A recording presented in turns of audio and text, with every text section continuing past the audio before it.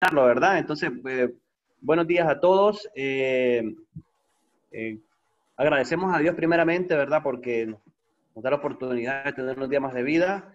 Y hoy día, pues, agradecemos también al doctor Enrique Rimboa que nos ha aceptado la invitación para compartir, podemos decir, esta clase que tiene que ver con el manejo y control de las parasitosis internas en rumiantes, algo muy práctico dentro de la vida cotidiana del médico veterinario, y en el cual hay mucho sesgo por parte pues, del sector en el sentido de cómo tratarlos y cómo controlar este tipo de patologías que se convierten en un dolor de cabeza para los productores.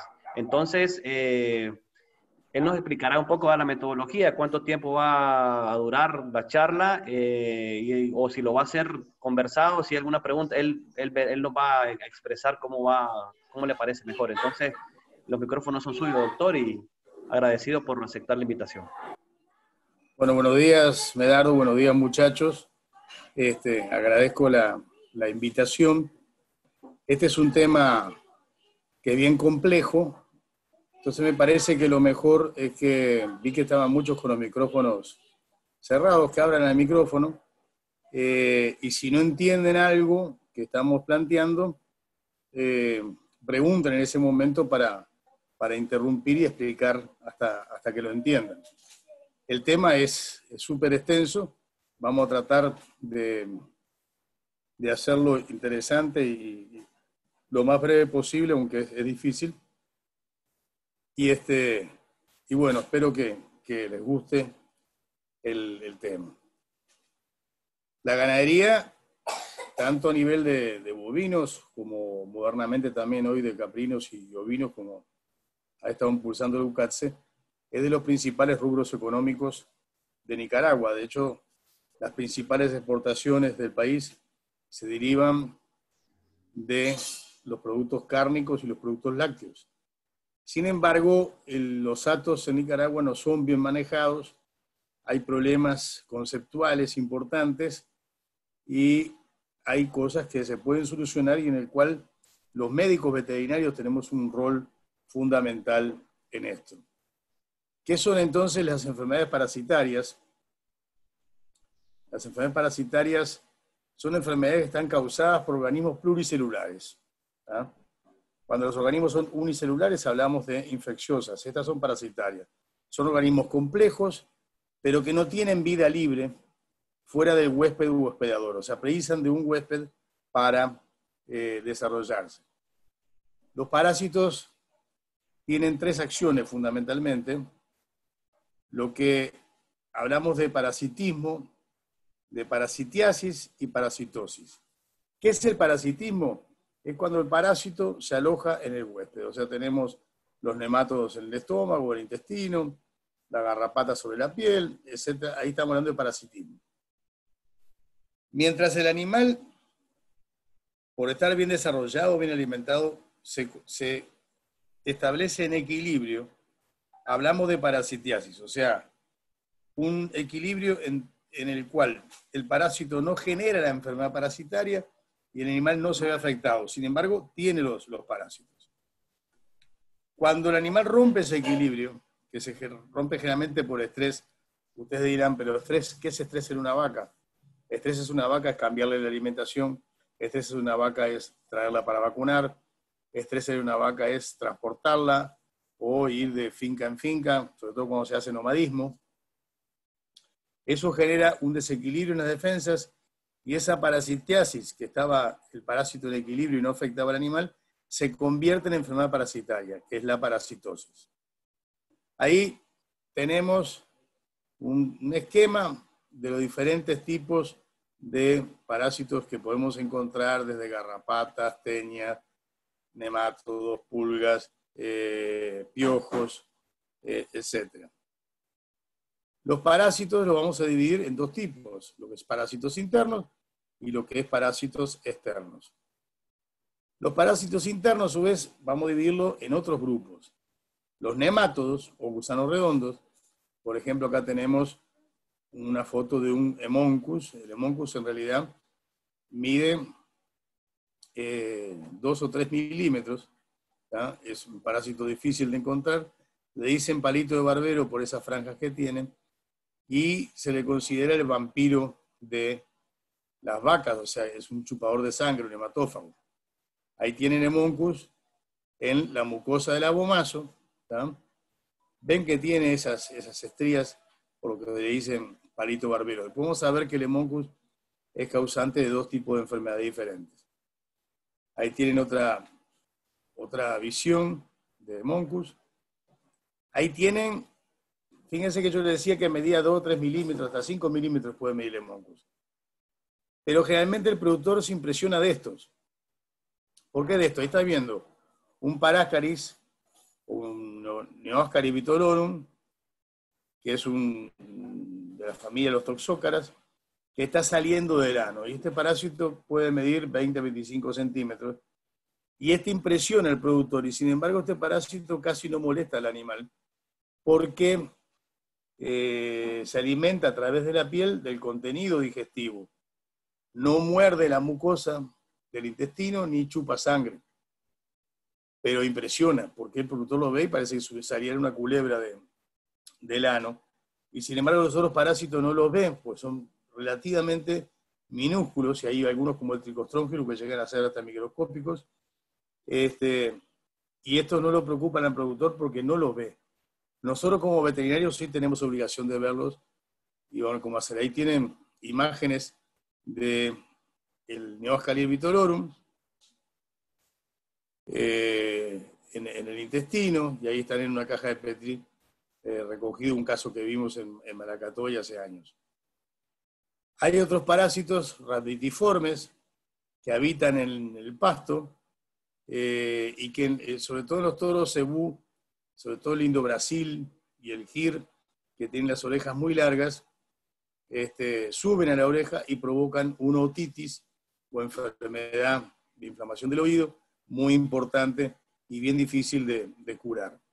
Este es un caso que vimos el año pasado en el Menco, y ya tuvimos ahora otro caso en Quilalí hace poco. Los céstodos, o gusanos chátodos, afectan de 2 tipos, o sea, son las teñas. Las teñas pueden afectar por la teña en sí misma o por la larva. Este, por ejemplo, es un caso en el cerebro de una oveja, de Coenurus cerebralis, que es la larva de la teña multiceps.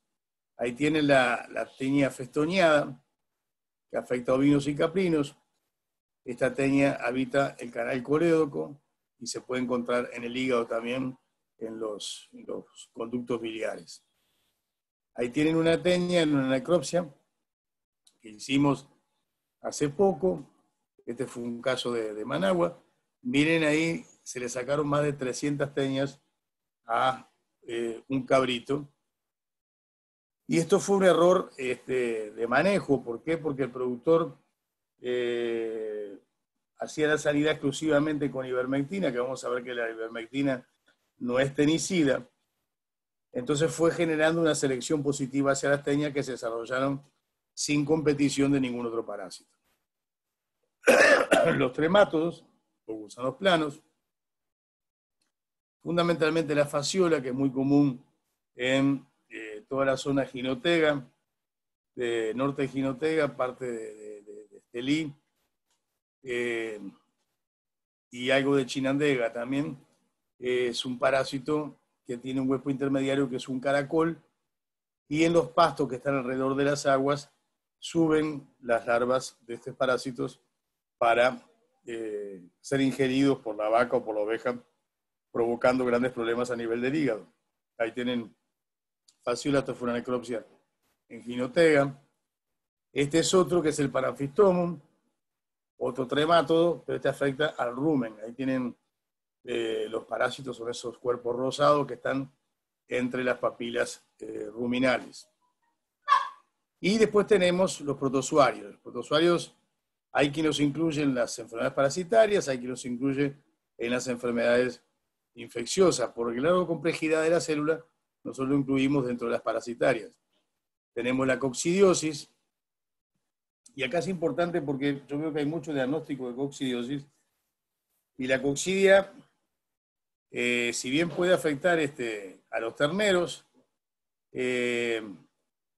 cuando yo veo coccidia es que yo tengo problemas de higiene, o sea, es un parásito que viene cuando tengo los animales en establos que no son bien lavados, el agua no es de calidad, no es pura, viene contaminada con materia fecal, etcétera, etcétera.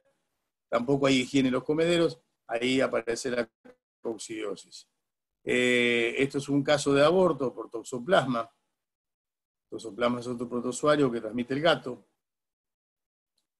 Y luego tenemos los parásitos externos. Vamos a hacer un rápido viaje por los parásitos para después centrarnos en el manejo de parásitos internos. Ahí tenemos los ácaros, garrapata, que esa lo conoce todo el mundo. Ahí tienen otro caso de garrapata. La sarna, fíjense que este animal que parece como una momia es porque tiene la piel liquenificada y engrosada por el ácaro de la sarna, el Cercosptes scabiei. Las moscas son parásitos también. Este es una mosca sin alas, el Melophagus, que afecta a las ovejas y a las cabras. Es una mosca hematófaga, chupa sangre. Esta es la mosca paletera, Hematobi irritans. Es característica porque tiene muy reducido tamaño y siempre está como una flecha apuntando hacia abajo. También es hematófaga. El tábano, que además de que tiene una picadura, un cincuanazo bien doloroso, transmite enfermedades y puede transmitir hemoparásitos a los animales. Y acá ven los cornetes nasales de una oveja que tiene larvas de Struthovis, que provocan gran nerviosismo y gran irritación en las ovejas. El famoso tórsalo, que afecta sobre todo las zonas de montaña y de bosque nuboso. Y el gusano barrenador, que hace tiempo decíamos que lo teníamos ya erradicado, pero aún se siguen viendo casos en algunas fincas de gusano barrenador, que es la larva de la mosca Lucilia calitrova.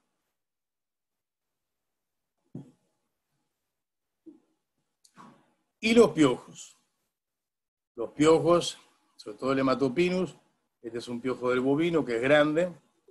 Tenemos piojos que son chupadores, que son hematófagos, que chupan sangre, y otros que son masticadores. Esto es importante porque a veces la gente da ivermectina para los piojos y eso mata solamente a los piojos chupadores. A los piojos masticadores no los afecta. Cuando hay piojos, además de tratar de curarlos, que se cura muy fácilmente, tenemos que pensar que es un signo de penuria forrajera. Son animales mal alimentados. O sea que un animal mal cuidado desarrolla piojos o desarrolla enfermedades infecciosas como la tiña, que es una dermatomicosis. Los parásitos, ¿dónde se ubican? Y hay cientos de parásitos. Acá tenemos todas las posibles ubicaciones de parásitos, tanto en el pulmón como en el cerebro, los senos nasales, los 4 estómagos, el mesenterio, el ciego, el colon, el intestino delgado, en el músculo y, por supuesto, en la piel, todos los ectoparásitos. Entonces tenemos parásitos en todos los órganos y por eso es importante cuando hacemos una necropsia parasitaria, sobre todo, hacer un examen completo de todos los órganos para ver qué parásitos están actuando. Vamos entonces a los parásitos internos, los nemátodos, los gusanos redondos. Ahí tenemos dos tipos esencialmente que afectan a los rumiantes, lo que llamamos parásitos gastrointestinales y los parásitos respiratorios. Vamos a centrarnos en los gastrointestinales. Cuando comenzamos a estudiar, recuerdo que en la cátedra de enfermedades parasitarias nos volvían locos porque había que estudiar la hemoncosis, la ostralgiasis, la coperiasis, la chabertiosis, la tricotronjilidosis, la esofagostomiasis. Me acuerdo que yo hasta soñaba con la chabertiosis. Pero modernamente, desde los años 80, los científicos vieron que cuando uno hacía un examen coprológico de un rumiante, sea un ternero, un cordero, un cabrito, era difícil encontrar un parásito puro, o sea, difícil que se encontrara una enfermedad pura, es decir, este animal tiene tricotronjilidosis. Ojo que las pueden encontrar, de hecho yo las encuentro a veces, pero generalmente encontramos 4 o 5 tipos de parásitos distintos. Entonces lo que hicieron fue simplificar y dividieron todas las enfermedades, le borraron el nombre y le pusieron gastroverminosis tipo 1 y gastroverminosis tipo 2. ¿Qué es la gastroverminosis tipo 1? Es cualquier parasitosis que afecta directamente a estómago e intestinos, ya sea chupando sangre o teniendo lo que se llama acción expoliatriz, que la acción expoliatriz es cuando muerden la mucosa y se comen parte de la mucosa. Y la gastroverminosis tipo 2 es aquella que viene por una característica de algunos parásitos hematófagos, que es la hipobiosis. ¿Qué es la hipobiosis? Los parásitos, fundamentalmente 3 de ellos. El Hemoncus, Trichostrongylos y Ostertagia, los 3 me provocan gastroverminosis tipo 1. Pero cuando se acaba la época de lluvias y viene el tiempo seco, y no me pregunten cómo se enteran los parásitos que dejó de llover y que ya viene el tiempo seco, estos parásitos se entierran en la mucosa del abomaso o cuarto estómago y del duodeno y se echan a dormir. Como cuando hibernan los osos, igual se ponen a hibernar. Y están ahí enterrados todo el verano hasta que empiezan a caer las primeras lluvias, que tampoco me pregunten cómo se enteran los parásitos de que está lloviendo, pero se enteran. Y al enterarse se despiertan y perforan la pared del estómago o la pared del intestino para volver a su acción de chupar sangre. Cuando perforan esa pared, provoca una hemorragia. Ustedes dirán, pero ¿qué hemorragia puede provocar un animalito que mide 3, 4, 5 milímetros y un par de micras de ancho? Uno no, pero son 5.000. Entonces, 5.000 perforaciones, por ejemplo, 5.000 o más, que provocan en el abomaso y en el duodeno, provocan unas hemorragias muy severas, un dolor muy grande, y los animales mueren. Entonces, la gastroverminosis tipo 1 es por la acción de chupar sangre o morder la mucosa de los parásitos. Y la tipo 2 es por esos parásitos que se pusieron a hibernar y atravesaron la mucosa del estómago o del intestino. Esto es importante porque eso borró totalmente la clasificación antigua de enfermedad parasitaria, que tenía que estudiar enfermedad por enfermedad, que no tenían sentido, porque aparte la mayoría tenían síntomas muy similares. Gastroverminosis tipo 1. Vamos a hablar ahora de qué pasa con esta enfermedad. Tenemos la acción del parásito, la epidemiología, los síntomas y el tratamiento y control. La acción del parásito puede ser de 2 tipos. O es acción expoliatriz, el parásito come tejido, por ejemplo, Esophagostomus, Nematodirus, Coperia. Esos son parásitos que comen el tejido de la pared del estómago o del intestino. O es acción hematófaga, chupan sangre, como es el caso de Hemoncus, Trichostrongylos, Ostertagia. ¿Cuál es la epidemiología? El ciclo de los parásitos es muy similar. En todos, el animal elimina los huevos de los parásitos por la materia fecal, los huevos de los parásitos en condiciones de humedad sobre la tierra eclosionan una larva y esa larva se convierte de larva 1 a L2 y de larva 2 a L3 y la larva L3 sube al zacate, se aloja en las gotas de rocío y queda a la espera de que venga un animal, se coma ese pasto y ahí se come los parásitos. Ahí tienen un poco la distribución horizontal de las larvas. Cuanto más humedad hay, más avanzan horizontalmente. Y la distribución vertical, cuando suben al zacate, que precisan que sea horas de la mañana temprano, cuando hay rocío, en las gotas de rocío es que se distribuyen. Ahí tienen una foto, pero esta es más clara. Ahí tienen una gota de rocío en un zacate, fíjense en la cantidad de larvas L3 de parásito que tiene dentro. Y eso es difícil de verlo, y créanme que más difícil es sacar la foto. Ustedes dirán, ¿y esta foto qué tiene que ver?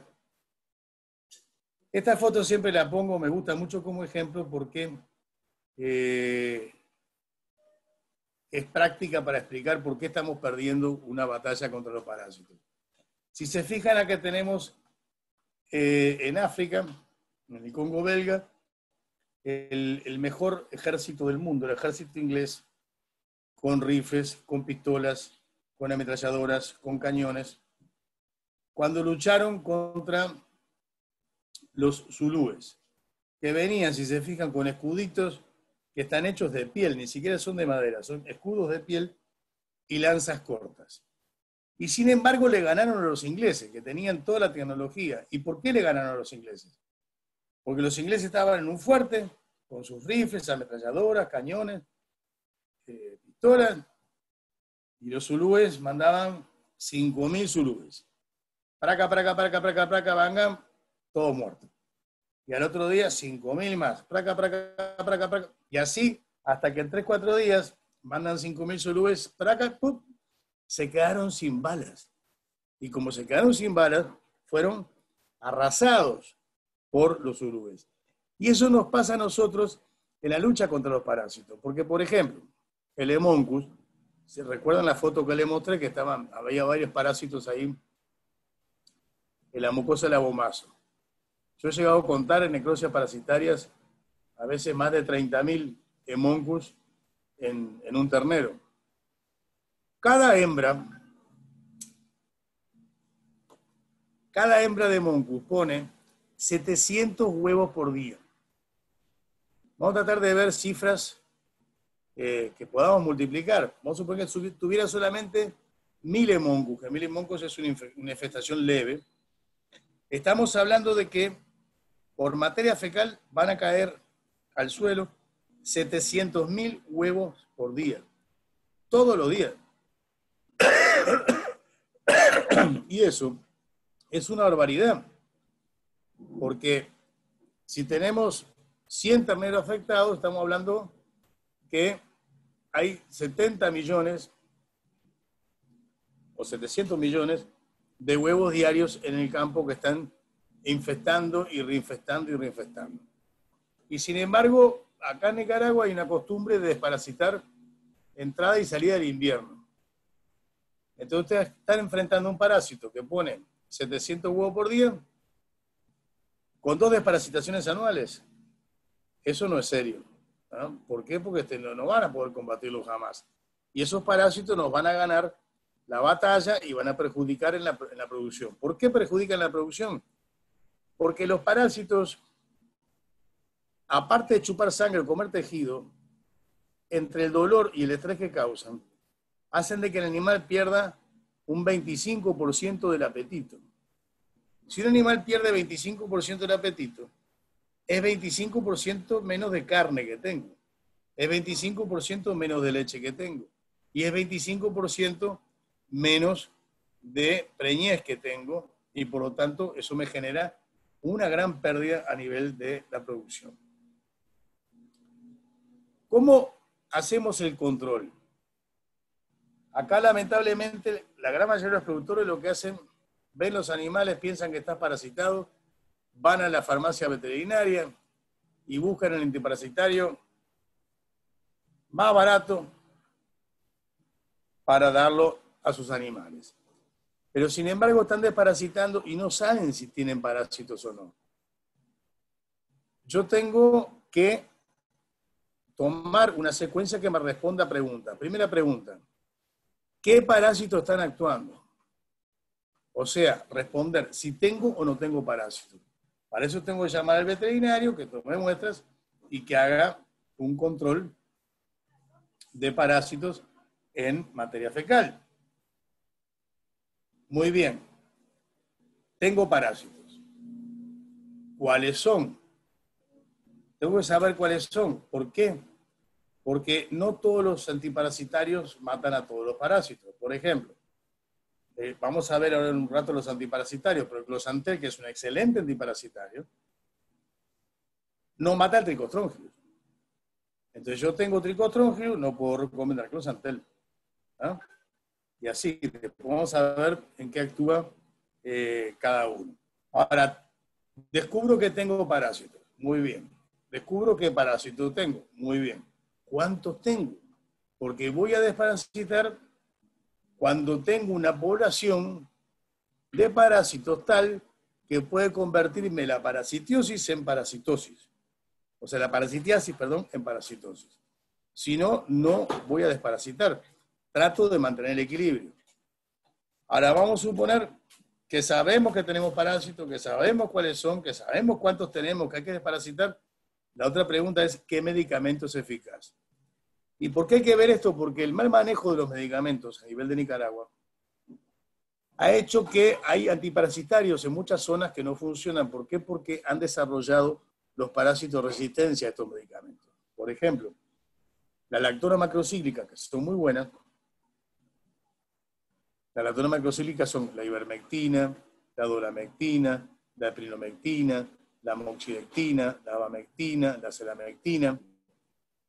En todas las que son las zonas de montaña, sobre todo Río Blanco, Matiguá, Mulucucú, ya no funciona. ¿Por qué? Porque inclusive hasta se inventó un verbo en Nicaragua, que es el torsaleo. Voy a torsalear. ¿Qué es torsalear? Combatir el tórsalo. Pero entonces, para combatir el tórsalo a una vaca de 400 kilos, que le tendrían que aplicar 8 mililitros o 8 cc de ivermectina, le ponen 1. Y ese mililitro que ponen a la vaca, o 2 mililitros que ponen, mata el tórsalo. Pero genera una subdosis a nivel de los nemátodos que están dentro de la vaca, que hace que estos nemátodos, al exponerse a poca cantidad de antiparasitario, se vuelvan resistentes. Entonces, torsaleando, hemos perdido una herramienta brutal como son las lactonas macrocíclicas en el combate de los parásitos. Sigamos adelante. Lo principal entonces es el diagnóstico. El laboratorio es una herramienta fundamental en la medicina veterinaria y sobre todo en el combate de parasitosis. Ahí tienen una muestra de un frotis con gran cantidad de huevos de Trichostrongius.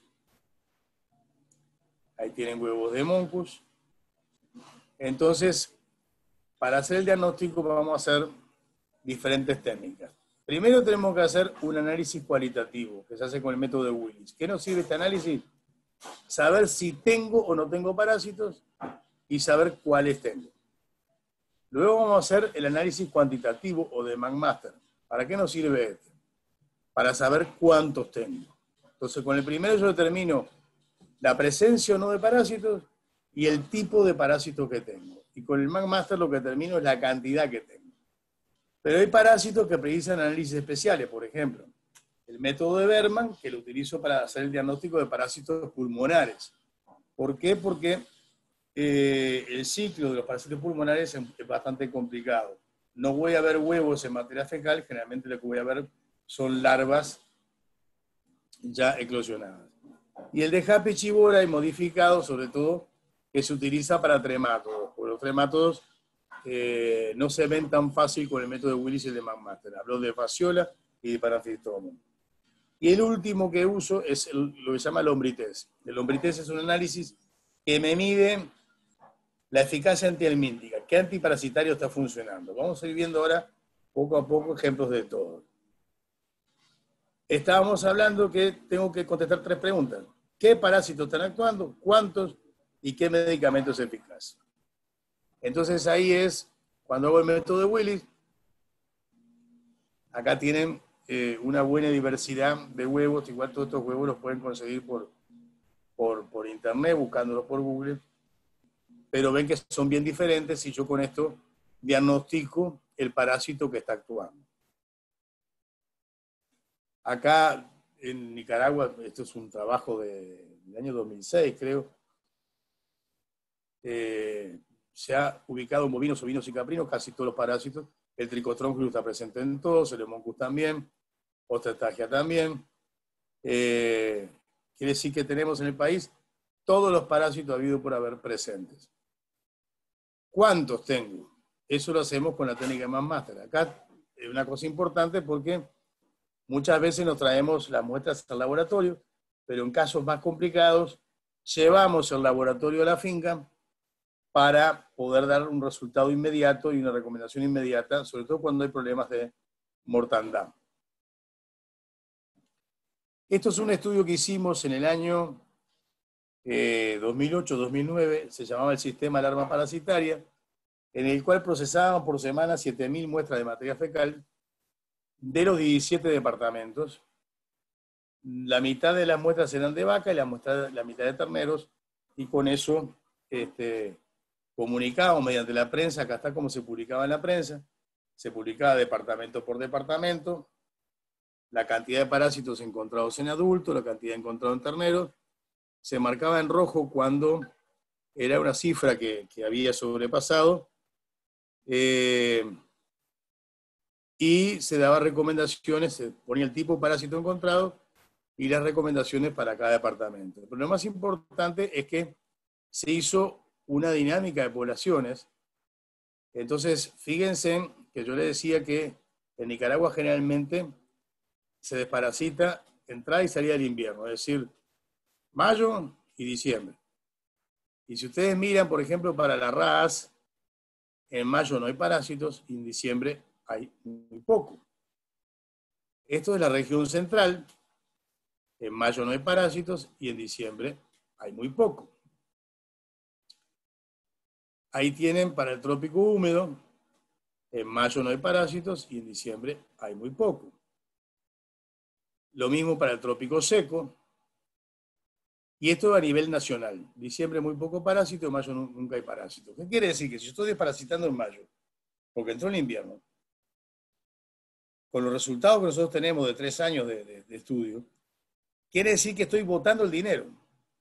O sea, estoy usando un antiparasitario, que eso cuesta plata, en un animal que no tiene parásito. Por eso es fundamental el diagnóstico, tratar de establecer si hay parásito o no. Por ejemplo, esto es de ayer. Tenemos una finca de ovinos, que yo le dije en ovinos, el HPG significa huevos de parásito por gramo de materia fecal. Entonces nosotros aceptamos, cuando hacemos el cuantitativo, en ovinos aceptamos que haya hasta 500. Y en bovinos hasta 250. Acá tengo un análisis de ovinos, que esto es de San Juan del Sur. El promedio 11.480. Había ejemplares que tenían hasta 56.800. Quiere decir que tienen una parasitosis brutal. Pero cerca de ahí, a unos 20 kilómetros, en otra finca, el promedio que dio en terneros es de 12.5. Es decir, estamos totalmente sin parásitos en ese lugar, con 20 kilómetros de diferencia. En otra finca, ya en Villa Sandino, nos dio 680 huevos por gramo. Quiere decir que la carga no es tan alta como esa que habíamos visto en oveja de 11.480, pero ya hay que desparasitar. Esto, además estudiamos el tipo de parásito. ¿Cuál es el parásito más frecuente a nivel nacional? Y el más frecuente es Coperia. Y después Trichotronchus. Y esto nos preocupa porque el Trichotronchus es hematófago, actúa en la gastrominosis tipo 1 y actúa en la gastrominosis tipo 2. ¿Sí? Sin embargo, Hemoncus y Ostratagia no fueron tan frecuentes como pensamos que tendrían que ser. Esto es importante porque esto es un fenómeno que se da sobre todo en ovejas y en cabras, que se llama alza posparto de los parásitos. En animales paridos, acá están en azul, ¿tá? Después de las 6 semanas de parto, las cifras de parásitos gastrointestinales sube enormemente, y sin embargo, en los animales vacíos, no. Esto nos sirve porque ya al haber configurado este fenómeno, podemos hacer un manejo en el cual en la cuarta semana de posparto hagamos una desparasitación para bajar esa carga parasitaria que vemos en azul. ¿Y por qué hacemos esto? Porque la oveja, ¿tá?, si bien puede ser afectada por los parásitos, ya es bastante resistente. Pero está pastoreando junto con el cordero, que estaría recibiendo todo el impacto de esos parásitos que están eclosionando día tras día en el pasto. Vamos entonces a la gastromiosis tipo 2. O sea, ya hablamos de la tipo 1, con los parásitos actuando sobre el animal por acción hematófaga, o sea, chupar sangre, o poliatriz, comer el tejido. Acá tenemos 3 tipos de parásitos en Nicaragua que provocan la gastromiosis tipo 2. Es decir, el parásito se va a dormir 4 o 5 meses, enterrado en la mucosa del estómago o del intestino, y al despertar provoca grandes hemorragias. Fundamentalmente, Hemoncus, Tricostrongilo y Estertagia son los 3 parásitos que provocan esta gastroderminosis. Ahí tienen, la flecha le está señalando las úlceras dejadas por los parásitos que eclosionan, y esos puntitos que ven son parásitos que han salido de la mucosa del estómago provocando hemorragia. Y esto es bien difícil de diagnosticar, porque esos parásitos que recién despiertan matan animales, pero hasta los 15 a 20 días no ponen huevos, entonces no los puedo diagnosticar por análisis coprológico. Voy a ver animales con edema en botella en la papada, con una anemia importante, muerte de ternero sobre todo, y acá es esencial la necropsia sistemática, órgano por órgano, para ver lo que está pasando hasta encontrar esas úlceras de estómago. Y ahí lo que tenemos que hacer es un control con lactonas macrocíclicas, porque a medida que van despertando van muriendo los animales. Vamos a ver ahora por qué la lactona macrocíclica actúa así. ¿Qué medicamento es eficaz? Bueno, acá tenemos esta tabla que la vamos a ver detenidamente. Yo tengo 5 grupos químicos diferentes. Y esto es importante porque hay productores que piensan que tienen que cambiar cada desparasitación de grupo químico, y desparasitan ahora con ivermectina, y mañana con albendazol, y pasado con levamisol. No. Para yo controlar parásitos, lo que voy a hacer es utilizar un mismo grupo químico todo un año. Y al año cambio por otro. Vamos a ver después el test de eficacia antihelmíntica. Ustedes van a ver arriba, dice grupos químicos, los tipos de antiparasitario que integran ese grupo químico, la eficacia antihelmíntica, que es los días o horas que actúan sobre los parásitos, y los parásitos que hay, los nematodos, los esterotrematos, y si estos actúan sobre estos o no. ¿Y cuál es la toxicidad que tienen? Las lactonas macrocíclicas, que son generalmente la ivermectina, la abamectina, la amoxicilina, la duramectina, la plenomectina, tienen eficacia antihelmíntica de 21 a 28 días. Y acá vamos a empezar a explicar por qué dura tanto eso, por qué actúa así. Porque cuando entra la lactona macrocíclica al cuerpo, a través de una inyección, se une al plasma corporal, sobre todo a través de la grasa corporal. Esto significa, y ténganlo bien presente, que estos productos hay que tratar de jamás usarlo en animales flacos. ¿Por qué? Porque ustedes aplican una ivermectina, por ejemplo, en un caballo carretonero, eso que está en cacaste, ¿no? O un ternero flaco que se le ven todas las costillas. Entra el producto al cuerpo, mira para la izquierda, mira para la derecha y no ve grasa. Y tiene que juntarse con la grasa para poder durar tanto. ¿Por qué? Porque la grasa se recambia cada 28 días. Entonces, si no se une la grasa, se pierde el producto. Entonces recorre por sangre todo el organismo buscando el único lugar que hay grasa siempre en el cuerpo. ¿Dónde es? En el cerebro. Los esfingolípidos. Entonces se une la droga a los esfingolípidos del cerebro, provocan un shock catecolamínico y Van Gogh muere. El animal puede llegar a morir a los 15-20 minutos que se le dio la inyección. ¿Para qué sirven las lactonas macrocílicas? Solo y exclusivamente matan los nemátodos, o sea, los gusanos redondos. Actúan contra el hemonco, contra Ostertagia, contra Trichostronchilus, pero no mata ni las tenias, ni mata a los tremátodos, que son la fasciola y el parafiltomo. Y ojo, son hepatotóxicos. Entonces no me dan una enfermedad de hepatitis, pero sí voy a ver medrando la funcionalidad del hígado. Y es importante porque el hígado es el lugar donde se reserva el glucógeno, o sea, la energía, el lugar donde se reserva la vitamina D3C, y el lugar donde se produce la síntesis aminoácidica, que después se va a transformar en carne, o en la proteína de la leche, etcétera, etcétera. Entonces, si yo estoy medrando el hígado, voy retrasando la producción. Los benzimidazoles, el albendazol, el febendazol, el mebendazol, el obendazol, actúan 36 a 72 horas. Es decir, cuando te digo que actúan las lactonas 21 a 28 días, quiere decir que durante 21 días todo parásito que se suba al animal va a morir.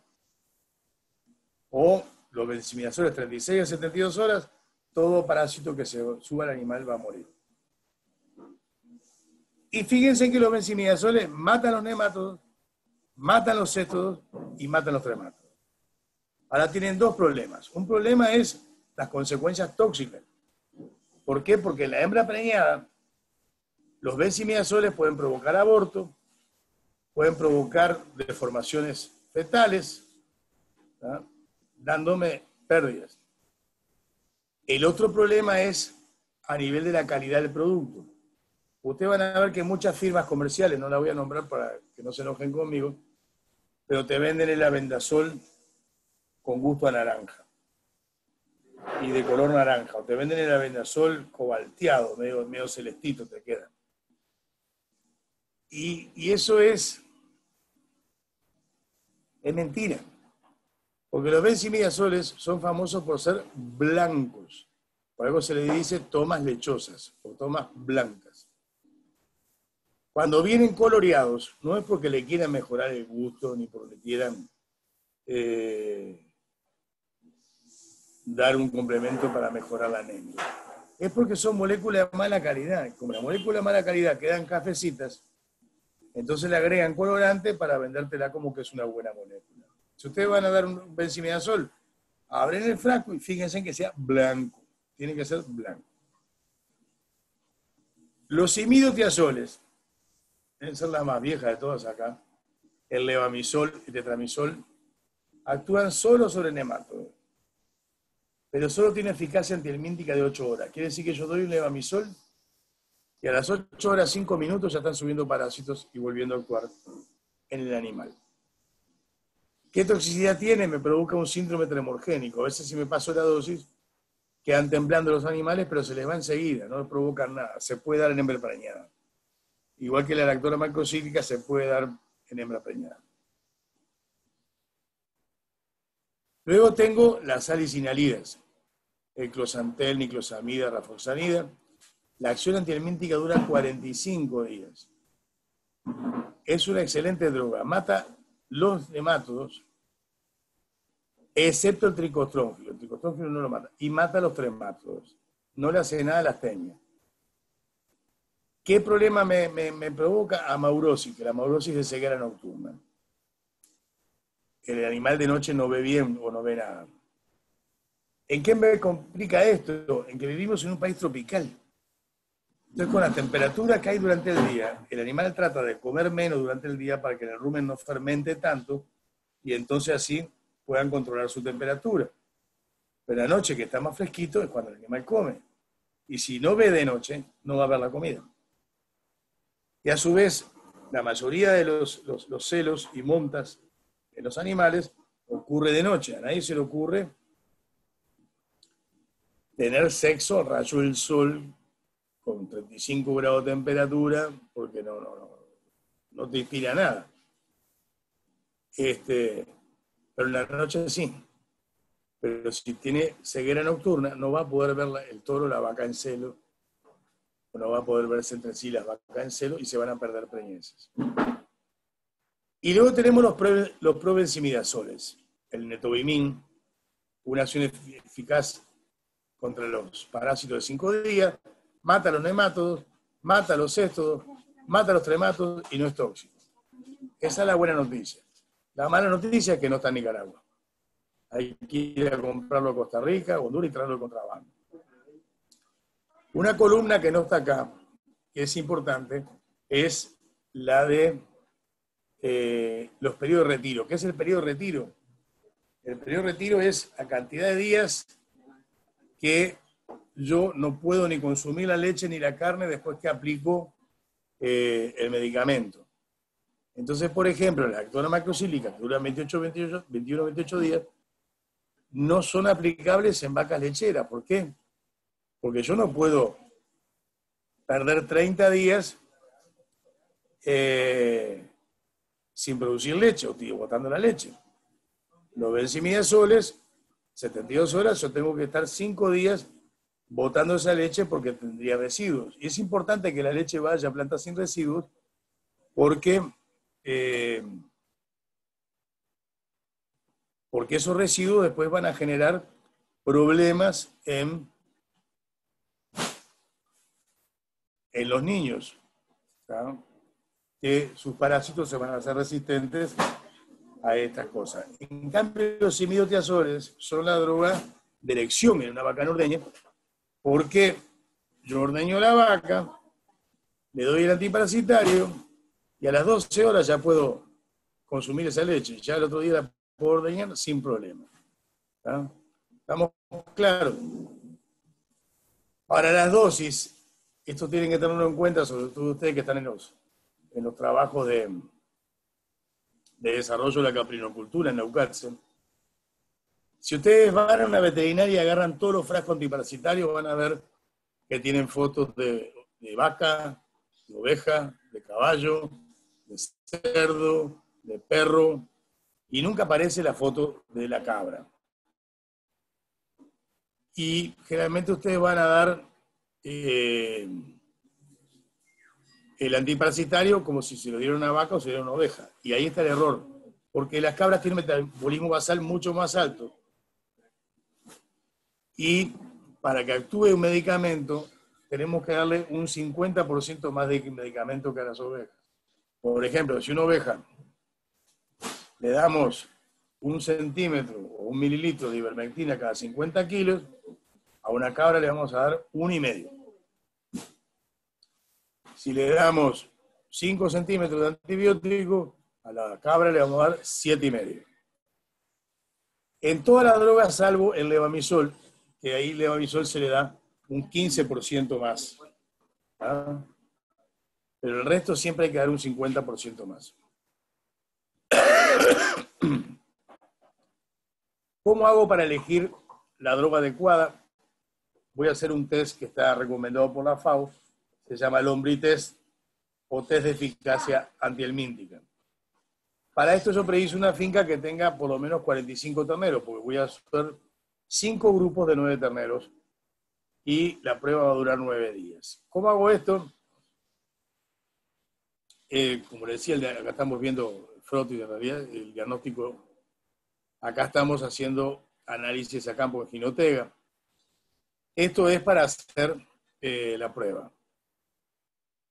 Voy a hacer 5 grupos de terneros. A un grupo, si ven a la izquierda, hay un medicamento que se llama Oversol, que es albendazol. A un grupo de 9 terneros le voy a dar albendazol.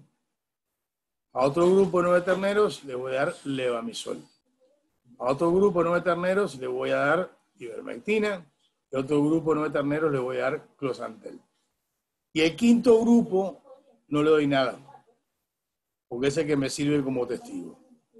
9 días después, ahí tienen otro ensayo con productos diferentes, ¿tá? Pero todo siempre voy a darle un grupo lactonas macrocílicas, otros benzimidazoles, otros imidotiazoles y otros salicinaridas.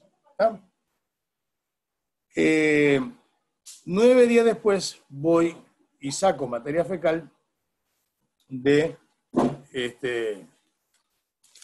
los 9 grupos de todos los animales del ensayo. O sea, voy a sacar 9 muestras de materia fecal del grupo que le di ivermectina, 9 muestras de materia fecal del grupo que le di albendazol, 9 muestras de materia fecal del grupo que le di levamisol, 9 muestras de materia fecal del grupo que le di Closantel y 9 muestras del grupo que no le di nada. Acá pueden tener una o dos dificultades. Pueden tener los terneros puesto una chapa, eso me facilita las cosas, apunto un número de chapa y digo, bueno, el grupo que le di ivermectina son el 393, el 402, el 527, etc. Pero a veces no tienen chapa. Entonces algunos productores dicen, no, pero yo sé quiénes son. Este es el hijo de la marita, este es el hijo de la jocota, este es el hijo de la paloma, este es el hijo de la negra. Yo generalmente no confío mucho en eso, entonces lo que hago es llevar cable que se usa para la luz, de colores. Entonces a los 9 terneros que le puse ivermectina, le voy a atravesar el cable en la oreja y se lo retuerzo, y esos son de color blanco, y otros 9 son de color rojo, otros 9 de color verde, para sacarle exactamente, tiene que ser de esos animales la muestra de materia fecal. Entonces acá tengo, por ejemplo, un grupo de novinos en Granada. Ahí veo que la eficacia antihelmíntica del albendazol es del 100%. De la ivermectina es de un 30% y del levamisol es por debajo del 90%. ¿Y qué es importante? Porque de acuerdo a la FAO yo tengo que elegir un producto que tenga más del 95% de eficacia si no quiero que venga resistencia a ese producto. ¿Qué es una eficacia antihelmíntica? Es lo siguiente. La eficacia antihelmíntica es, si yo tengo una eficacia del 30%, que de cada 100 parásitos que tenga el animal va a matar 30, nada más. Pero ¿qué pasa con el tiempo? En 2 o 3 meses, los parásitos que va a haber son hijos de los 70 que quedaron. Entonces yo tengo que utilizar una eficacia antihelmíntica de más del 95% porque si tengo 100 parásitos, va a matar 95. Y así sucesivamente. Y con el tiempo, por supuesto que todos van a ser hijos de esos 5 que no han muerto. Pero me lleva mucho más tiempo el producto para usar. Acá tengo otro test en ISAPA. Los 3 productos tenían 100% de eficacia. Porque era un productor pinche y no desparasitaba nunca. Entonces, como no desparasitaba nunca, ninguno sacó resistencia. Acá tengo otro caso en Rivas. Fíjense la eficacia. Acá probamos albendazol y ricobenzol. El ricobenzol es una fórmula que usaba Bayer y otros más de albendazol inyectado. Es lo mismo. Dieron los dos 70% de eficacia, no se puede usar. La ivermectina da un 90 y poquito por ciento, el levamisol ya me da el 95%, quiere decir que en esta finca voy a utilizar levamisol. En bovinos, en tipitapa, albendazol y levamisol, una eficacia antihelmíntica del 100% y la ivermectina 60 y pico. Y acá es importante este caso, ¿por qué? Porque el productor se nos quejó diciendo cómo iba a dar el análisis resistencia a la ivermectina cuando él nunca había utilizado ivermectina. Entonces preguntamos, bueno, pero vos, ¿dónde tenés los animales? ¿Por qué animales de repasto? Yo los compro en la subasta. Y eso es importante porque a veces los productores no tienen conciencia. Cuando compran un animal, están comprando el animal y están comprando las enfermedades del animal. Entonces, él compró bovinos que adentro traían gusanos resistentes a la ivermectina. Y esos gusanos se desparramaron en toda la finca y la finca ya quedó resistente a ivermectina sin haberlo usado jamás, porque él compró la enfermedad. ¿Estamos claros?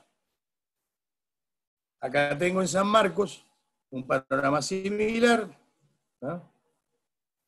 Esto es en Comalapa. Fíjense que la ivermectina no actúa definitivamente. ¿Por qué? Pues ya en Comalapa tenemos esa costumbre de torsalear. Entonces hemos destrozado, como antihelmíntico, a la ivermectina. Sin embargo, el albendazol ahí se puede utilizar. ¿Qué voy a hacer acá? Voy a utilizar el albendazol todo un año. Todo un año. Y al año voy a volver a hacer este test a ver si recuperé el levamisol y voy a utilizar el levamisol todo un año. Y probablemente si dejo de torsalear con ivermectina, en 3-4 años la pueda recuperar. Acá les muestro cómo es el diagrama completo. Acá tenemos el número de muestras, el testigo, ¿cuánto me da? Me da 5.600 huevos por gramo. El albendazol 0 huevos por gramo. La ivermectina 3.100, el levamisol 0 y el closantel 2.100. ¿Por qué el closantel me da tan bajo? Porque en esta finca había tricotrónquilos. Y recuerden que el closantel no mata el tricotrónquilo. Pero ya la ivermectina en este lugar no se puede usar. Tenemos que elegir entre albendazol o levamisol para utilizar todo el año. Esto es probando hierbas medicinales, a pedido de la cooperación austríaca. ¿Cuál es la eficacia antihelmíntica? Es bajísima. En algunos lados un poquito más del 50. No se pueden utilizar las hierbas medicinales como antiparasitarios. ¿Qué errores se cometen en el proceso de control? Esto es una encuesta que hicimos en 3.000 productores. Los endoparásitos los combatía un 94%, los ectoparásitos un 85%, vacunaban contra clostridios un 78% y solo 87% vitaminaban. ¿Cuántas veces al año? El control de parásitos gastrointestinales 2 veces, entrada y salida del invierno, las vacunas contra el clostridio lo mismo, la vitaminación lo mismo, y un poquito más frecuente el control de garrapata. Le preguntamos sobre la ivermectina, quién la daba subcutánea, quién oral y quién intramuscular. La aplicación de la ivermectina es subcutánea, pero hay un 32% de personas que la dan mal, la dan oral o la dan intramuscular, entonces no tiene eficacia la droga. Y le preguntamos la dosis para un animal de 400 kilos y solo el 15% le daba la dosis exacta a un animal de 400 kilos. Mientras casi el 80% da por debajo de la dosis. Esto significa que al dar por debajo de la dosis, estoy empujando ese parásito a que se vuelva resistente a la droga. Los síntomas de la gastromiosis tipo 1. Anemia, diarrea o curso negro, edema en la papada y al abrir el estómago vamos a ver los parásitos. Hay que hacer un lavado, por supuesto, para sacar toda la materia verde y ahí se ven pegados en la mucosa los parásitos. Ahí tienen un edema en papada importante. Me preguntaba otra vuelta un pasante por qué el edema en papada. O también en los caballos, que es muy común el edema en el escroto. Y es por lo siguiente. Cuando hay anemia, hay un desequilibrio en la presión oncótica y ese desequilibrio genera que se forme líquido de edema y ese va a ir a los lugares más blandos que tiene el animal. El caballo, el lugar que tiene más blando, es el escroto. Y en los rumiantes, la papada y la ubre son lugares de tejido más blando. Por eso que se acumulan ahí. Acá tienen otro animal con edema importante en la papada. Eso es típico de los parásitos. Otro corderito con edema. El hemoncus es generalmente el gran causante de estos tipos de edema. Fíjense en estos terneros, estos en Juigalpa. Este ternero que está con la cabeza agacha, el edema que tiene en la papada. ¿Qué tratamiento hacemos entonces? Yo ya les hablé de las drogas y su eficacia, y acá tenemos algunos agregados para hacer al tratamiento. Entonces, por un lado, lo que llamamos doble drenching. El doble drenching es, yo voy a desparasitar a las 6 de la mañana a todo el rebaño los traslado a un potrero de descarga. ¿Qué significa potrero de descarga? Cuando yo desparasito con cualquier droga, los parásitos que se eliminan generalmente se desintegran y liberan todos los huevos al mismo tiempo. Si yo voy a cualquier potrero bueno, lo que voy a hacer es aumentar la posibilidad de contagio de los animales. Entonces llamo potrero de descarga porque van a defecar ahí, los parásitos van a estar ahí y yo ese potrero no lo voy a usar más por un tiempo. Lo voy a mantener todo el día con agua fresca y los vuelvo a desparasitar a todos entre las 2 y las 3 de la tarde. La desparasitación de la mañana y la de la tarde es la dosis completa. ¿Qué logro con esto? Logro un 75% más de eficacia de la droga al momento de aplicarla. Ahí tienen en un potrero de descarga los parásitos como quedan en el piso, que después se desintegran y todo lo que está adentro son huevos que quedan en oferta para los animales. El FAMACHA es una carta invertida en Sudáfrica que lo que hace es ayudarme al control de parásitos o de enfermedades anemizantes en los animales. Entonces voy a tener eso mide el color de la mucosa ocular, tengo una escala del 1 al 5, donde si tengo el color de la mucosa 1 o 2, no desparasito. Si lo tengo de color 3, voy a desparasitar. Si lo tengo de color 4, voy a desparasitar sabiendo que ya es peligroso, que ya el animal puede morir. Y si tengo de color 5, está pilas, ya muere en un par de días. Entonces lo que hago, ¿por qué? Porque desparasitar, cuando tengo realmente una alta infestación, es caro. Entonces lo que voy a hacer es revisar todos los animales y desparasito solamente aquellos que tienen anemia. Ahí tienen uno, por ejemplo, ya con la dosis fatal, el edema empapada no se ve porque lo esconde la mano, pero son animales que difícilmente sobreviven. ¿No? Ahí estamos en el almendro, clasificando terneros para desparasitar por la tabla de FAMACHA. Esto es en la guinea. Miren, estas mucosas están blancas, pálidas, y hay cierta deshidratación. Este animal difícilmente sobreviva. O sea, ya debe tener una carga parasitaria de más de 20.000 parásitos. Ahí otro ternero. Y la última que ha salido, antes de comentarle la galleta, les voy a hacer un comentario. Ustedes van a ver que en el mercado van a encontrar un montón de antiparasitarios que les viene el antiparasitario vitaminado, yo que sé, levamisol más AD3C, ivermectina más AD3C. No lo usen. ¿Por qué? Porque es un engaño, porque las vitaminas precisan de una integridad del estómago y el intestino para poder ser absorbidas. Y un animal que tiene parásitos va a tener inflamación de estómago e intestinos, entonces ese animal no puede absorber las vitaminas. Si yo doy un antiparasitario vitaminado, estoy desparasitando, pero estoy perdiendo, botando el dinero con la ivermectina. ¿Ok? Con la vitamina, perdón. Y las galletas es el último invento de los mexicanos que han hecho galletas de cúrcuma. Y dicen que esto tiene una gran eficacia como desparasitante. Por las dudas, yo sigo esperando que venga más información científica acerca de esto. Hay en algunos países como Colombia, Sudáfrica, Australia, están desarrollando vacunas contra el hemoncus y vacunas contra el trichotrongius que aún no tienen una eficacia estandarizada. Sí, en Sudáfrica desarrollaron una vacuna contra el Diptocaurus, el parásito pulmonar, con mucho éxito y resultado.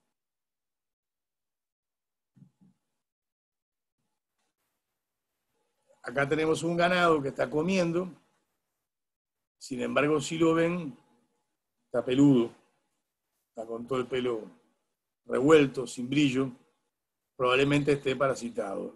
Generalmente un productor ya correría a la farmacia veterinaria a comprarse un antiparasitario. Pero ustedes recuerden que son veterinarios que tienen que hacer las cosas científicamente y con método. Entonces, esto puede ser un problema parásito o no.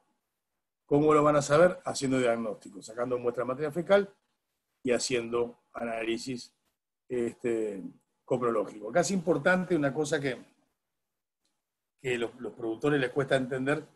Nosotros generalmente sacamos muestras de materia fecal de los terneros y el resultado de los terneros decimos que es extrapolable a toda la finca. ¿Por qué? Porque en una vaca, esa hembra que pone 700 huevos por día, diluye los 700 huevos por día en 60 kilos de materia fecal. Y ese mismo parásito va a poner la misma cantidad de 700 huevos por día en un ternero, pero lo va a diluir en 5 kilos de materia fecal. Entonces el diagnóstico en ternero es mucho más preciso. Bueno, ahora sí, tratemos de, que han estado muy callados, de hacer un debate donde me hacen preguntas de las dudas que tengan. Bueno, agradecido, doctor Enrique. Entonces, las personas que van a hacer sus preguntas pueden levantar la manito, ¿verdad? Ahí está la opción que sale, ya ustedes han trabajado en Zoom. Entonces, excelente presentación, doctor. Me pareció muy bien, me gustó mucho, ¿verdad? Y esperamos que los muchachos pues tengan sus preguntas para que esto sea... Preguntale, Medardo, a tu experta cómo salgo de la presentación para poder ver la gente con la que estoy hablando. Sí, creo que tiene que darle escape. Ahí va. Correcto. Ahí va. Activen sus cámaras, muchachos, para que el doctor los mire.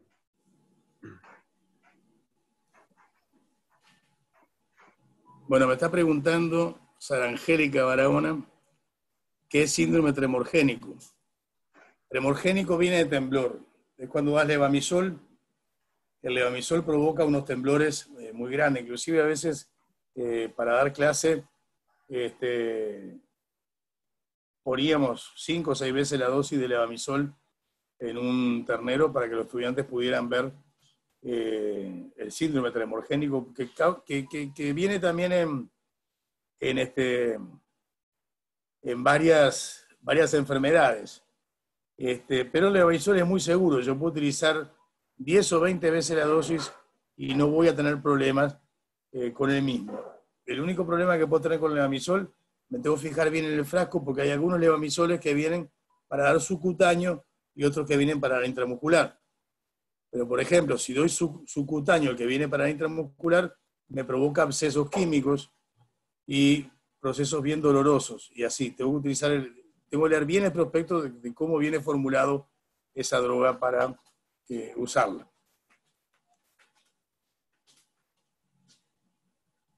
De nada, Sara Angélica. Aarón Reyes levantó la mano. Sí, Aarón, le escuchamos. Dos preguntas. Primero que nada, pues, antes de las preguntas, excelente presentación, me gustó bastante, estuvo muy informativa y bastante clara y concisa.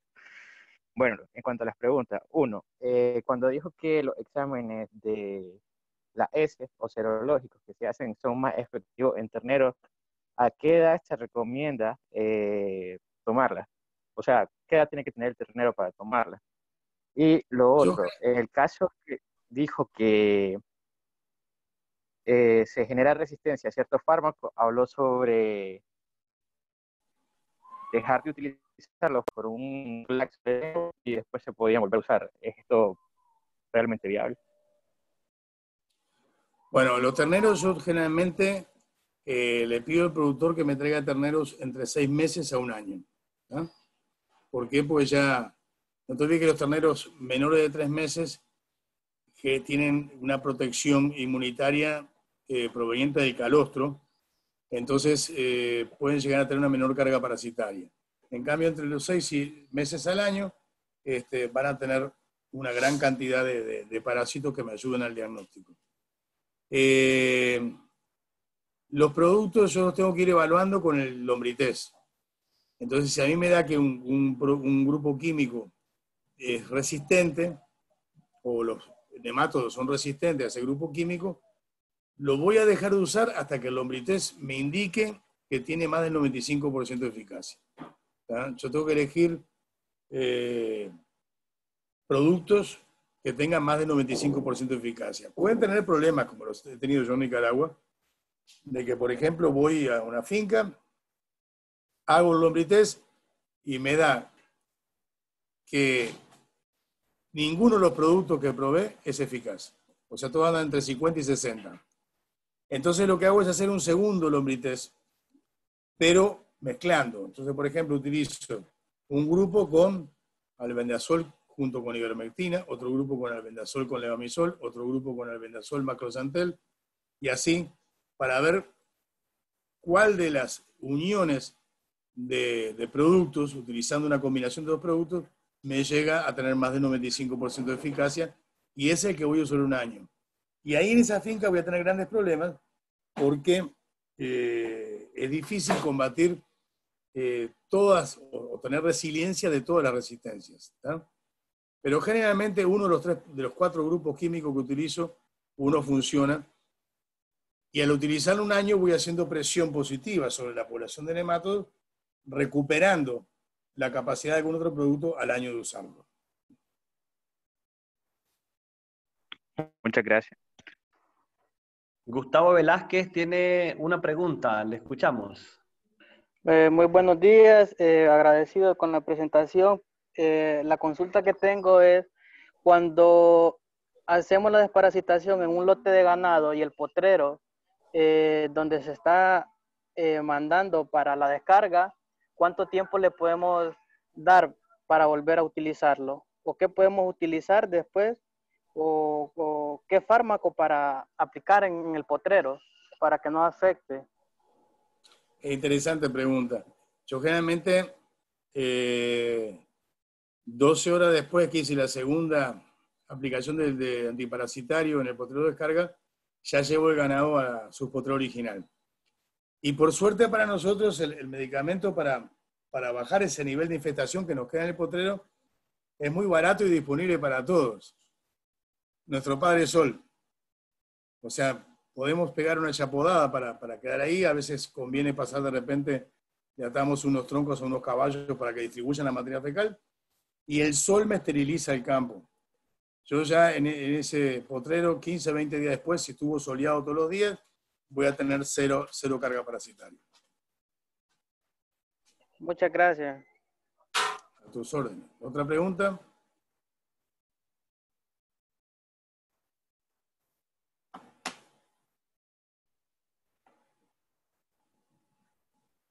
O fui demasiado claro o no entendieron nada. Pregunten ahora que es gratis.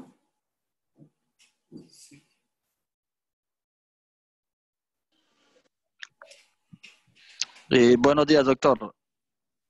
Dígame. Yo le quería hacer la consulta. Usted dijo de que si desparasitaban a las 6 de la mañana, volvían a desparasitar de 2 a 3 de la tarde. Sí. ¿Se hace la misma dosificación y con el mismo producto o cambia? Es la misma dosis completa las 2 veces del mismo producto. No se cambia el producto. Esto es para aumentar la eficacia de ese producto en un 75%. Son resultados de investigación de la CIRA australiana.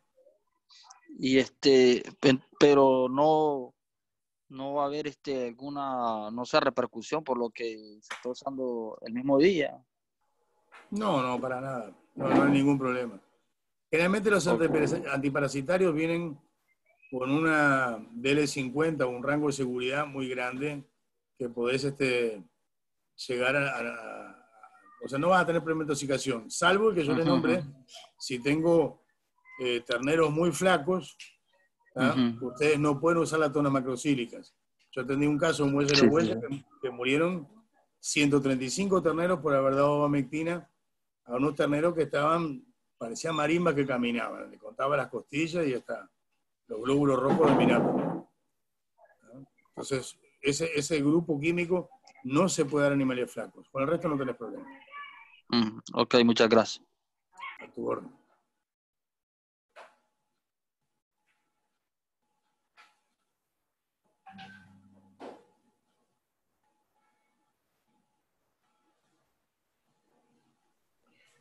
Bueno, otra consulta o otra duda con la que me quedé es que usted dijo que aplicar un antiparasitario que venga formulado que dice que también es vitamínico, eso no es recomendado.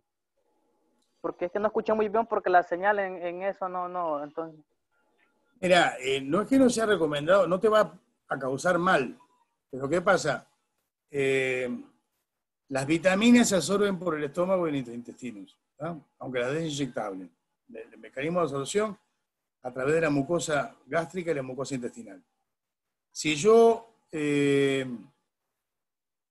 tengo una parasitosis, evidentemente sea por acción hematófaga o por acción mecánica poliatriz, va a haber inflamación del estómago intestino, va a haber una gastroenteritis. Y al haber gastroenteritis, eso impide la absorción de las vitaminas. Entonces yo tengo un problema de parásitos y doy un antiparasitario vitaminado, esa vitamina el animal lo va a eliminar sin absorberlo.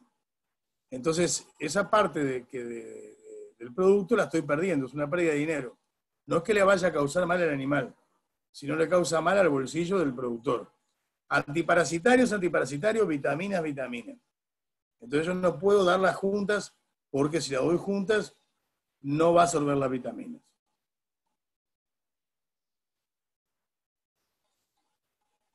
Reinaldo levantó la mano.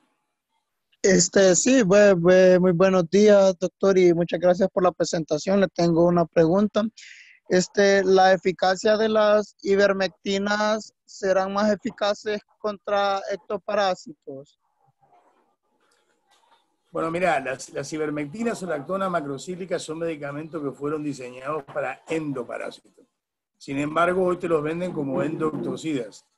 Pero la eficacia que tienen para ectoparásitos no es superior al 95%. En los ectoparásitos, que ya sería otra charla, también buscamos productos que tengan 95% de eficacia. Y la eficacia de la lactona macrocíclica contra ectoparásitos anda en el 80-82%.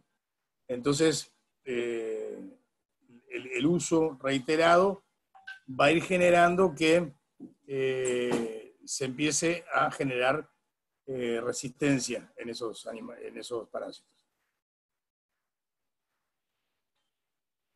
Muchas gracias, doctor. Dale, Aurora está levantando la mano. Buenos días, muchas gracias, doctor, por su presentación.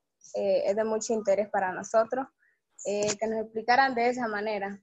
Mi pregunta es, ¿con qué frecuencia se desparasita al ganado durante todo el año?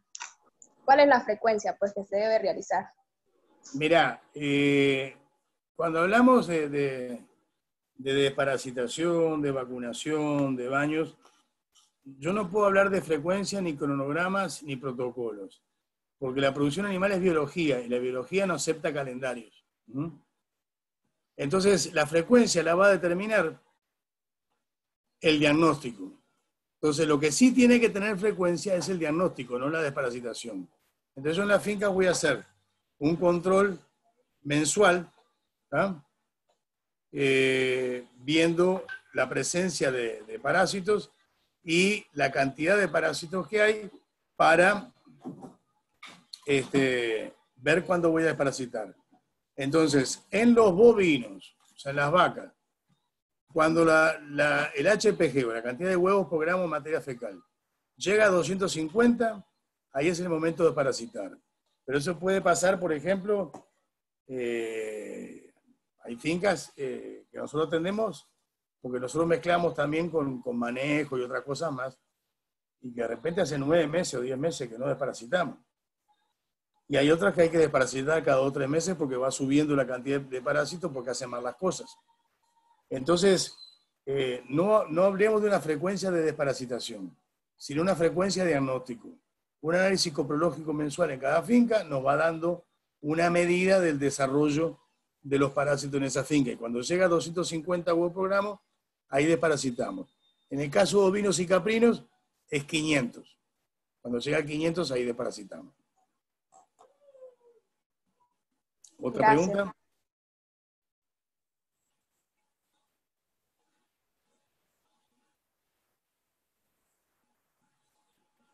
Anímense, muchachos, que alguna duda tienen que tener.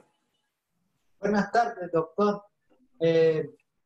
Buenos días, que diga, ay, perdón. Estuvo muy buena la presentación, muy interesante y tenía una pregunta, que cada cuánto, espérame, que la tengo anotada. ¿Cada cuánto se puede hacer el test del test del hombre humus? Y si este es muy eficaz para diagnosticar algún tipo de parásito y qué fármacos podemos utilizar.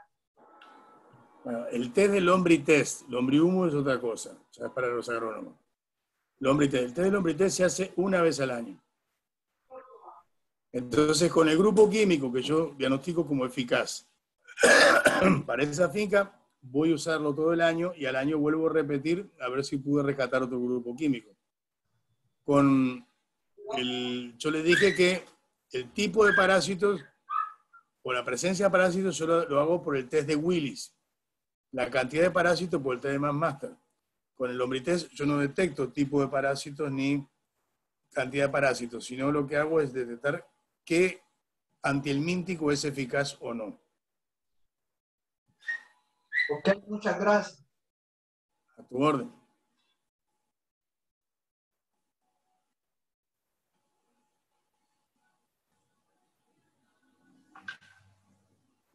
Belén levantó la mano. Buenos días, gracias por su presentación, muy buena. Mi pregunta es la siguiente. Si un parásito se llega a alojar en un órgano como sería el corazón de cualquier especie animal, ¿algún desparasitante eficaz o sería ya muy tarde como para poder desparasitar al animal si éste ha llegado al cerebro o al corazón? Bueno, acá está mi hijo, que es mi asistente. Parásito en el corazón se ve casi exclusivamente en el perro, que afecta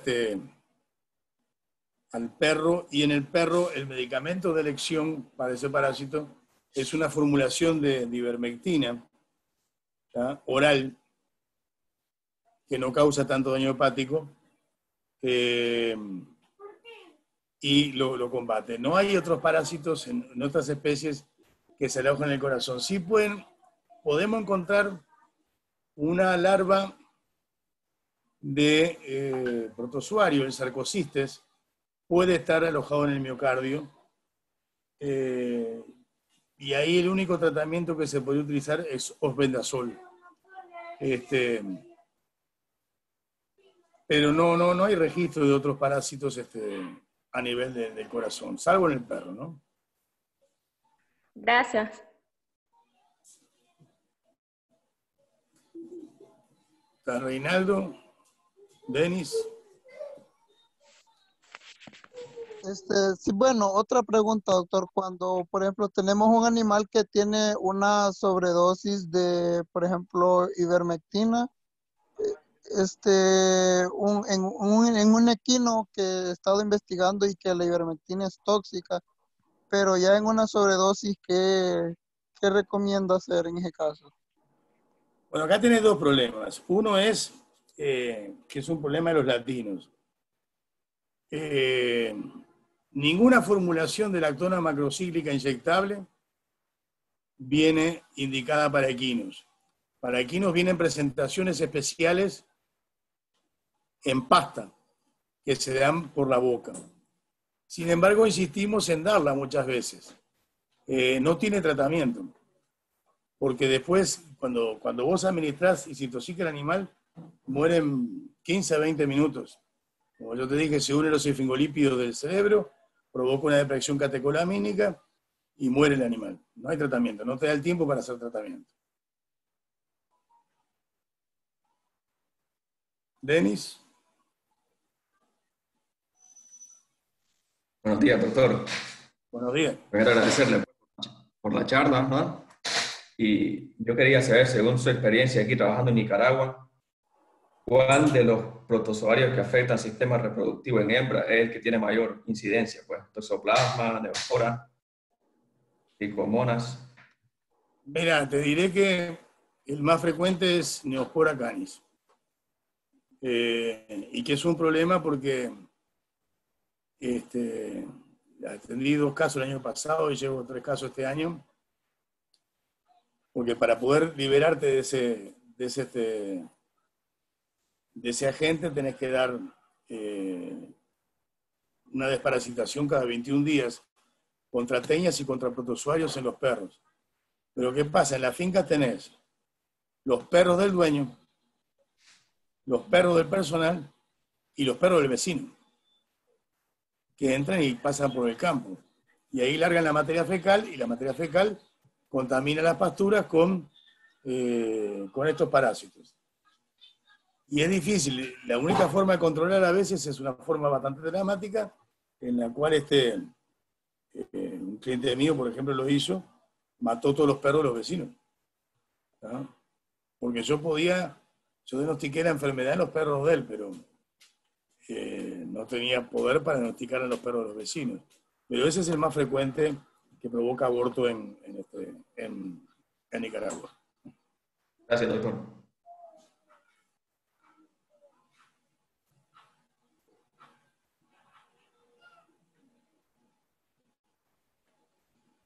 ¿Nadie más levanta la mano?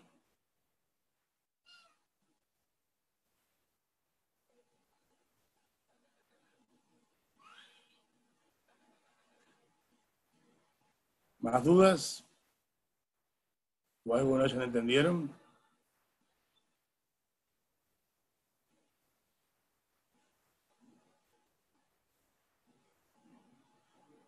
Entonces, Medardo. Bueno, agradecerle en gran manera, doctor, agradecerle, ¿verdad?, a la ingeniera que nos está apoyando también con la transmisión mediante esta vía. Agradecer a los muchachos que han estado muy anuentes a la presentación del doctor Enrique. Y bueno, no sé si alguien quiere concluir antes de que el doctor finalice también, pues si va a decir algunas palabras o algo del resto del grupo. No sé si tiene algunas palabras de agradecimiento o algo, entonces para que cerremos por acá esta presentación.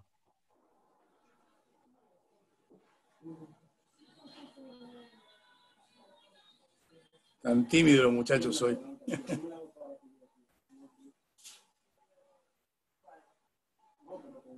De forma presencial hablan mucho.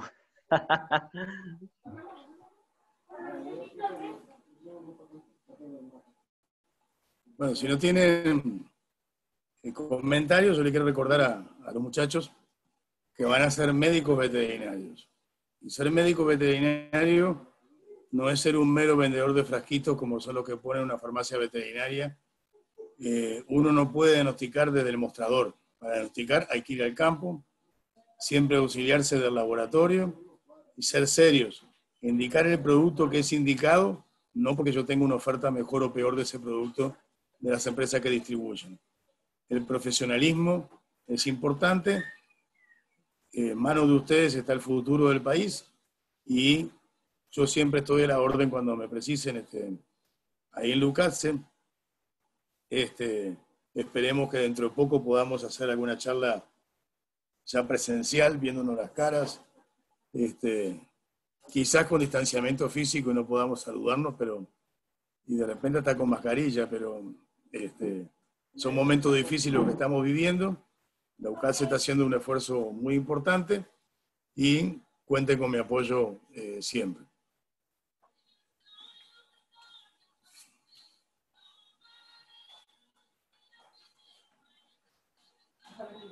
Ok, entonces cerraríamos acá. Gracias a todos y bueno, a cuidarse. Que es lo que más se necesita ahorita en estos sagrados tiempos, a cuidarnos. Muy buenas tardes y provecho en el almuerzo a todos. Gracias, igual. Bueno.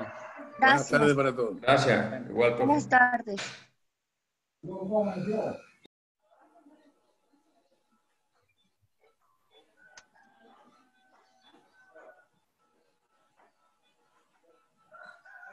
Ahí me da se le acordar a Loniel. ¿Cómo? Ok, correcto. Que me envíe la grabación. Sí, yo se lo voy a pasar entonces. Ok, doctor. Saludos.